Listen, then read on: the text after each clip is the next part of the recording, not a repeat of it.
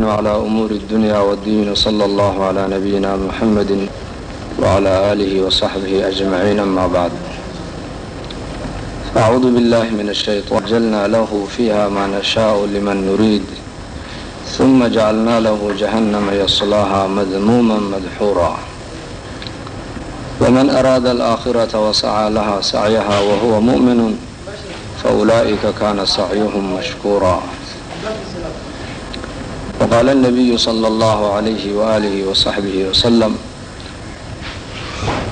من خاف أدلج ومن أدلج بلغ المنزل ألا إن سلعة الله غالية ألا إن سلعة الله الجنة. وقال النبي صلى الله عليه وآله وصحبه وسلم: العبادة في الهرج كهجرة إلي، أو كما قال عليه الصلاة والسلام. الحمد لله، ilaahay uu noo nicmeeyo walaalayaal. majliskan shalay casar laga bilaabo ilaa iminka noo socda, ajarka aan ka helayna iyo dembi dhaafka aan ka helayna ilaahay baa qiyaasi karaa. nabigeenu calayhi salaatu wasalaam wuxuu uhi: inna lilaahi malaa'ikatan sayaara. ilaahay wuxuu leeyahay malaa'ig samaday ka soo degaan oo arladay imanayaan. malaa'igtaas waxay doondoonayaan meelaha ilaahay lagu xusaayo keliya. markay arkaan majlis ilaahay lagu weyneynayo, malag malaa'igta ka mid a malaa'igtii kale ku odhanaya: halummu ilaa xaajaatikum, muraadkii arlada aada u timaadeen oad u lahaydeen anigaa la kulmee kaalaya buu leeyahay. markaasee malaa'igtu majliskaa ilaahay lagu xusayo, ilaahay laisku baraarujin cadamadiisa iyo diintiisa iyo aakhiradiisa, ayaa malaa'igtu korkiisa ilaa samaa dunyahay buuxinayaan. markay mu'miniintu iyo muslimiintu majliska ay ka kacaan, ilaahay tabaaraka wa tacaala isagoo ka og xaaladda mar walba addoomiisu ay ku sugan yihiin, ayuu ilaahay malaa'igtu ku odhanayaa, uu leeyahay: maxaad maanta ku urursaneydeen ood la kulanteen? markaasay malaa'igtu odhanayaan: waxaan la kulanay addoommahaaga ka mid ah oo adiga ku weyneynaya, adiga kugu xamdinaya, adiga maaragtaanay kugu mahadnaqaya. ilaahay wuxuu leeyahay: fahal ra'awnii, oo kuwa halkaa fadhiyey ee aniga ii weyneynayey, ee midnimadana ii qirayey, ee maaragtaanay igu xamdinayay, xumaantana iga nasahayay, may arkeen aniga? markaasuu malagii leeyahay: ilaahu maya, addoommahaasi kumay arkin. markaasuu rabbulcaalamiin ku odhanayaa: fa kayfa low ra'awnii, hadday arki lahaayeenna bal ka warrama.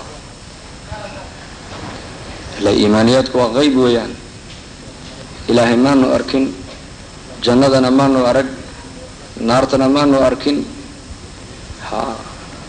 malaa'igtana maanu arkin. warka aakhirada ku saabsan iyo malaa'igta ku saabsan iyo qaybka ku saabsan ilaahay baa nooga warramay qur-aankiisa. nebiguna calayhi salaatu wasalaam axaadiistu noogu sheegay, deedna waan rumaynay bas. markaasay malaa'igtii odhanayaan: hadday kuwaa ku arki lahaayeen sida hadda aan u arkaynay, ee ay ku weyneynayeen, ay ku nasahayeen, ay kugu xamdinayeen, si kasii daran bay ku weyneyn lahaayeen, kuguna xamdin lahaayeen. markaasuu ilaahay tabaaraka wa tacaala odhanayaa: maxay haddanay weydiisanayeen? daa'iman qofka bani aadamku baahi buu leeyahay. addoommaha halkaa fadhiya baahi bay lahaayeena baahidoodu maxay ahayd? yasaluunaka aljanna, jannadaadana way ku weydiisanayeen. idaa sa'altumuuhu baa nebigu yidhi, haddaad ilaahay wax weydiisanaysaan, fas'aluuhu lfirdows, jannada firdowsa layidhaha weydiista. fa inahaa acla aljanna wa awsatu aljanna wa minha tatafajaru anhaaru aljanna wa fawquhaa carshu araxmaan buu nebigu yihi calayhi salaatu wasalaam. haddaad ilaahay aada wax ka doonaysaan ood wax weydiisanaysaan, jannada firdowsa ilaahay weydiista buu rasuulku yidhi. maxaa yeelay jannooyinka iyada ayaa ugu sarraysa, iyadaana ugu dhaxaysa, carshiga raxmaanka ayaa saqfigeega ah, webiyada jannadao dhan iyaday ka burqamaan buu nebigu yihi calayhi salaatu wasalaam. markaa malagii wuxuu leeyahay: ilaahow, addoommaha halkaa fadhiyey jannaday ku weydiisanayeen. markaasuu ilaahay odhanayaa: oo jannadayda may arkeen addoommahaas? maya, may arkin. hadday arki lahaayeenna bal ka warrama. hadday arki lahaayeenna sida hadda ay ku weydiisanayaan سكدرنا وكوسي ويديسن لهايان إلهي وحو ليهي فبما يتعودونني محيس إيقام مغان قليان مركاسو ملق ليهي إلهو أضمها سنارتي كان مغان قليان صفاتك الله النسيب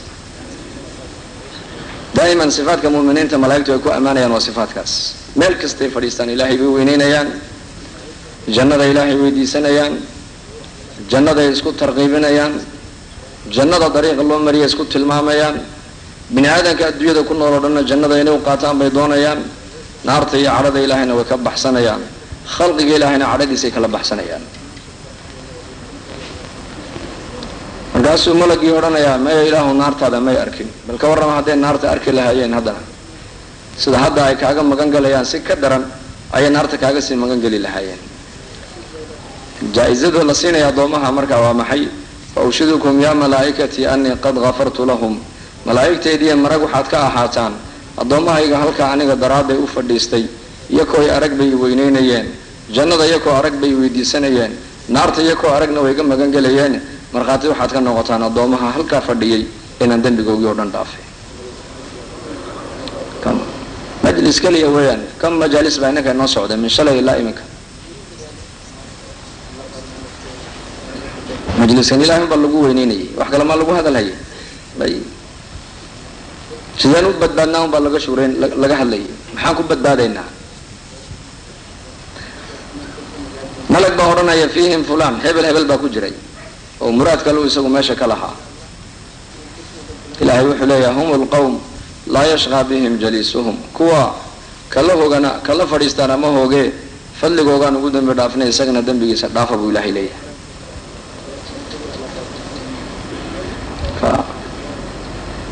إنسان كن ضعيف ويان لكن أعماشي سوى أعمال تأثير لويان ملائكة النوراني قال إلهي أبو ري إلهي عن عاصيين أي أعماش ابن آدم كمروا بالله وجود بنيسا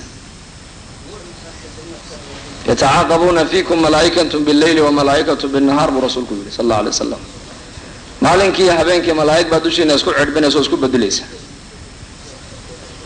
ملائكة الليل باجرتا وهبينكم بيمنيان أعماش أضموها يقبنا يان بقريان ملائكة بالنهار باجرتو أعماش أضموه مالك يقبنا يان بقريان يكون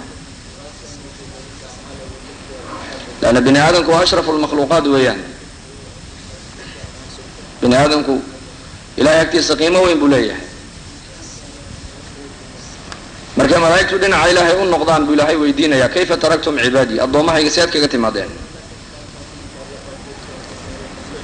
وريسانا يا حالة الضوميسو أي كجران يسوكو كوك ولبا ملايكتيس مركا سيو ملايكتو إليهين كل 40 إلهي أكتيس اللقينا وإنت في عنه ويان أعماشا الضومها وناكسن أعماشا وذو وناكسن وبا إلهي الله رفعيا بالليل